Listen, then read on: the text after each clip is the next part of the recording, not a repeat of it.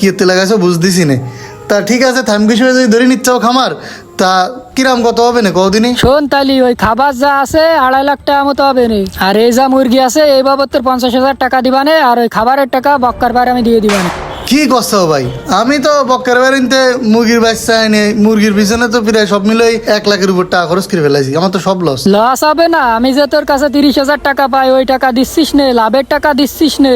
এখন মান সম্মান থাকতে থাকতে খামার ডামার দিয়ে দে, নাইতে আমি লোক ডাকবো বলে কই দিলাম। ভাই এতে আমার মেলা লস হয়ে যাবে, তুমি আমার আর কটা দিন সময় দাও, দেখি আমি কোনো লাইন সাইজ করতে পারি। এ তোর ভালোমুখী করছি কানে যাচ্ছে না? না তুই আজকের দিনের মধ্যে যা করবি করবি, নাই আমি মেম্বার চেয়ারম্যান ডাকবো, পুলিশের খবর দিয়ে আনবো। এই খামার বেচে তোর টাকা দেওয়া লাগবে দেখছি না। আচ্ছা ভাই ওইসব ঝামেলা আমি যাচ্ছি না, ও তুমিও নিয়ে এনে সমস্যা নেই। এ বক্কার ভাই, মিশন তো সাকসেসফুল, কাম হয়ে গেছে। ওই তো আশিকের দেখা যাচ্ছে, ওর সাথে একটু কথা ছিল, একটু কথা করতে হবে। কি খবর ওর? কি রে আশিক, তোর কি খবর? আমি আসি